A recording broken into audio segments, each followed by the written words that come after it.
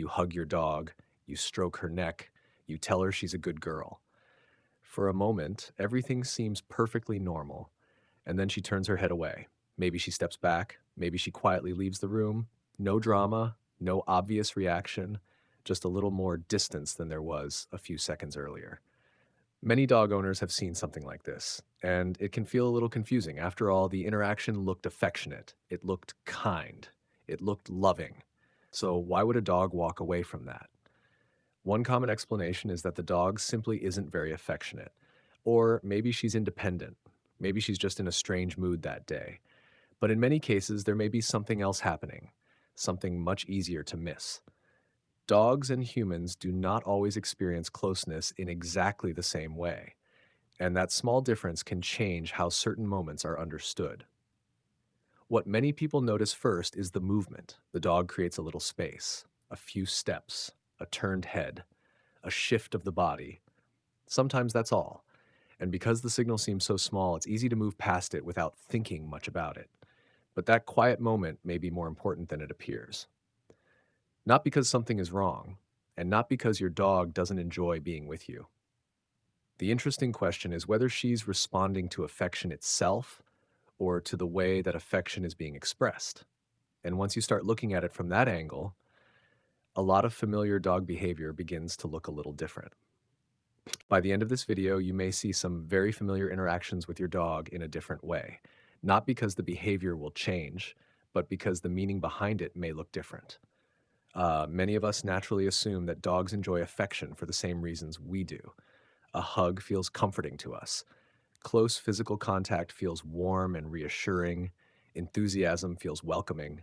So it's easy to expect a dog to experience those moments in much the same way.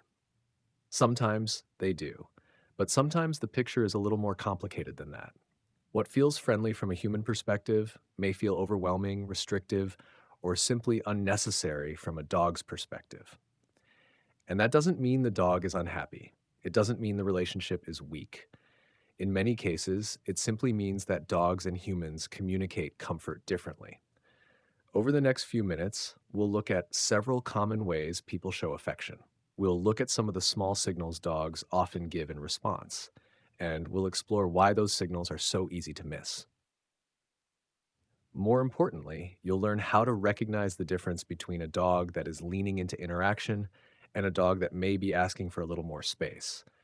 Because some of the most useful things dogs communicate are also the quietest. And once you begin noticing them, everyday moments with your dog can become much easier to understand. One of the most common assumptions dog owners make is a very human one. If a little affection feels good, then more affection should feel even better. More petting, more attention, more physical closeness, more enthusiasm. And on the surface, that idea makes perfect sense. When people care about someone, they often move closer. They hug, they touch, they make eye contact, they show their feelings openly.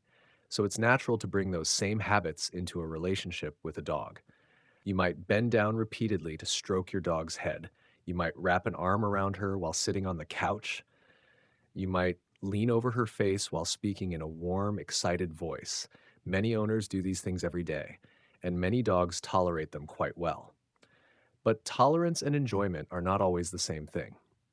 That's where things start to get interesting, because dogs often experience social interaction through a slightly different lens.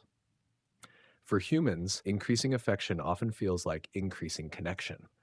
For some dogs, increasing affection may simply feel like increasing intensity, and intensity is not always what a dog is looking for in that moment.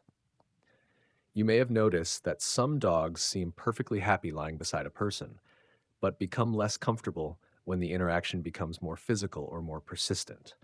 The relationship hasn't changed. The trust hasn't disappeared.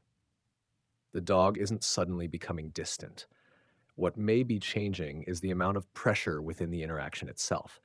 And that pressure can be surprisingly subtle, which is why many of the signals dogs give next are so easy to overlook. Before a dog gets up and walks away, there is often a quieter stage that comes first, a stage many people never notice. The dog is still there. The interaction is still happening. Nothing dramatic has changed. But small signals may already be appearing. A slight turn of the head, a quick lick of the nose, the eyes shifting away for a moment, a yawn that doesn't seem connected to being tired. Sometimes the body angles slightly to one side. Sometimes the dog creates just a few extra inches of space. That's all. And because these behaviors seem so ordinary, they rarely attract much attention. Most owners don't ignore them intentionally. They simply don't look important. A dog turning her head for a second doesn't feel like a message. It feels like a random movement. A brief glance away can seem meaningless. A small step to the side can look accidental. But when several of these signals begin appearing together, the picture often changes. What may look like separate little movements can actually form a pattern. Not necessarily a sign of fear, not necessarily a sign of stress, just a sign that the dog may be adjusting the interaction. You may have noticed this with your own dog.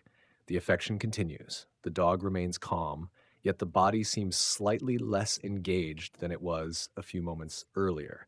And that's what makes these signals so easy to miss.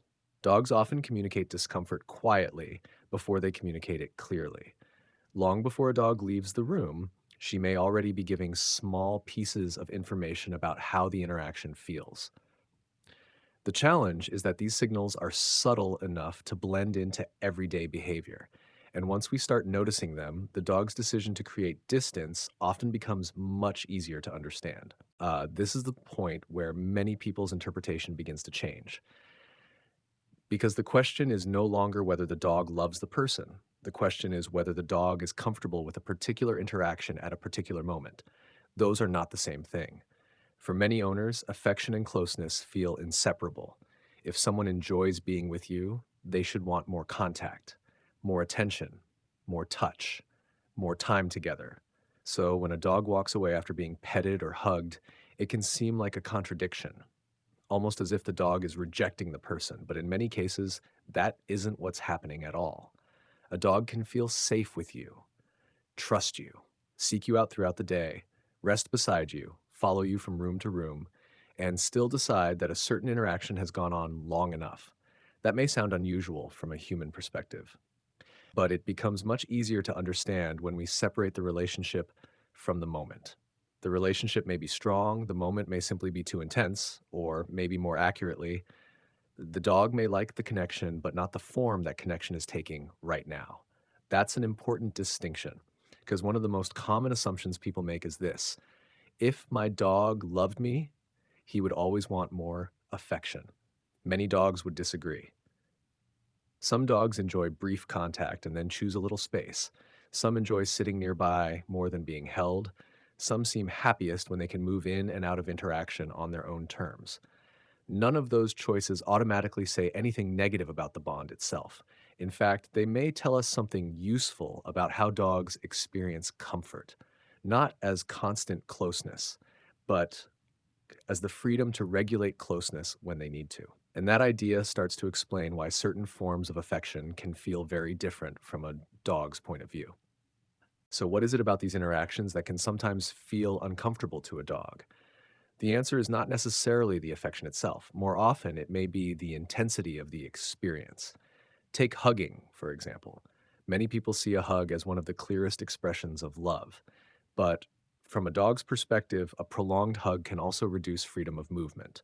Arms close around the body, space becomes smaller. The dog has fewer options for adjusting position or creating distance. For some dogs, that's perfectly fine. For others, it may feel a little restrictive. The same idea can apply to constant touching, especially around the head. Humans naturally reach toward a dog's face. We stroke the top of the head. We pat between the ears. We touch repeatedly while talking. Some dogs seem to enjoy this, others tolerate it, and some gradually begin showing the small signals we discussed earlier. Then there is eye contact. People often associate eye contact with attention, warmth, and connection. Dogs can certainly use eye contact in positive ways, but prolonged direct staring may not always feel as comfortable to them as it does to us. Context matters. Timing matters. The individual dog matters. The same is often true with very excited greetings, a loud voice, fast movements, constant attention. A dog may become more stimulated, but stimulation and comfort are not always the same thing. You may have noticed dogs that briefly greet someone and then step away for a moment, not because they dislike the person, but because the emotional energy has become a little too intense. And that may be the common thread running through all of these situations. Not love versus rejection, not affection versus distance, but intensity versus choice. In many cases, dogs seem most comfortable when they can decide how much interaction they want, how long it lasts, and when they would like a pause. And that becomes especially important when we look at how people usually respond when a dog starts creating space. Once people begin noticing these signals, another pattern often becomes easier to see. And it's a very human pattern. The dog moves away a little, so we move closer. The dog leaves the couch, we call her back. The dog turns her head. We try to re engage her, maybe with more petting, maybe with a cheerful voice, maybe with even more attention. The intention is usually positive. In fact, it often comes from affection. We see distance and we instinctively try to restore connection. But sometimes that response creates an interesting paradox. The more the dog asks for a pause, the more interaction she receives. Not because anyone is doing something wrong, simply because humans and dogs may be reading the same moment differently. A person sees withdrawal and thinks, my dog needs reassurance. The dog may be thinking, I just need a moment. That's a very different message. And when those two interpretations collide, a small misunderstanding can develop. Nothing dramatic, just a repeated pattern. The dog creates space. The owner closes the space. The dog creates space again. Over time, some dogs become more persistent about it. Others become more subtle. They may stop approaching as often. They may leave sooner. Or they may begin showing those early signals more frequently. You may have seen something like this without realizing it.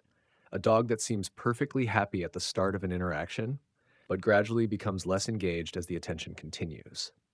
The goal here isn't to avoid affection, it's simply to notice what happens after affection begins. Because one of the most useful questions we can ask is not, how much affection am I giving? But rather, how is my dog responding to it?